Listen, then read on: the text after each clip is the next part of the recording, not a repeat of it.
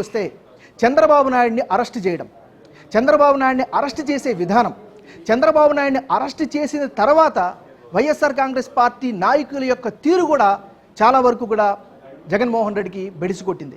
ముఖ్యంగా ఒక రకంగా చెప్పాలంటే మనకు తెలిసి మనం మాట్లాడినటువంటి తెలుగుదేశం పార్టీ కీలక నాయకులు చెప్పింది ఏంటంటే, మమ్మల్ని గెలిపించింది జగన్మోహన్ రెడ్డే, చచ్చినటువంటి తెలుగుదేశం పార్టీని బతికించి నీళ్లు పెట్టి పాలు పోసి ఈరోజు అధికారంలో తెచ్చింది జగన్మోహన్ రెడ్డే సార్ అని చెప్పినటువంటి పరిస్థితి. అంటే దానికి కారణం ఏంటి? నిజమే.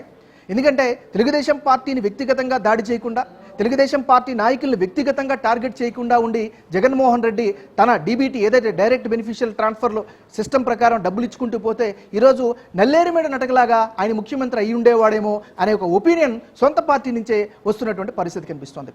అంటే ఇవన్నీ దేనికి సంకేతాలు? ఒక అహంకారానికి. అంటే మేము అధికారంలోకి వస్తే ఏదైనా చెల్లుబాటు అవుతుందనేటువంటి ధోరణి స్పష్టంగా కనిపించింది.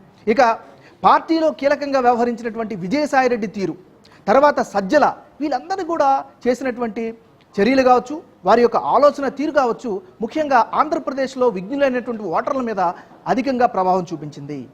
మరి ముఖ్యంగా సొంత పార్టీలో, సొంత ఇంటిలో వైఎస్ రాజశేఖర రెడ్డి గతంలో మాట చెప్తూ ఉండేవాడు. చంద్రబాబు నాయుడు విషయంకి వచ్చేసరికల్లా ఏమనేవాడు?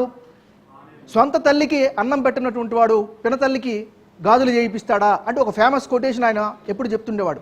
అది చాలా వైరల్ అయింది. అదే విషయం ఇప్పుడు జగన్మోహన్ రెడ్డి కుటుంబం కూడా వర్తిస్తుంది కదా. సొంత తల్లి జగన్మోహన్ రెడ్డికి దూరంగా జరిగారు అంటే దాని అర్థం ఏంటి? అంటే జగన్మోహన్ రెడ్డి ఇంట్లోనే ఇంత స్పర్ధలు ఉన్నాయని అర్థమవుతుంది కదా.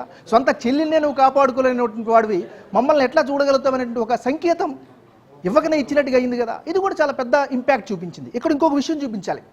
బాబాయ్ హూ కిల్లుడు బాబాయ్ ఆ హ్యాష్ ట్యాగ్ పెద్ద వైరల్ అయింది. ముఖ్యంగా సునీత, వైఎస్ వివేకానందరెడ్డి కూతురు సునీతారెడ్డి చేసినటువంటి వ్యాఖ్యలు పెద్ద పెను సంచలనంగా మారాయి.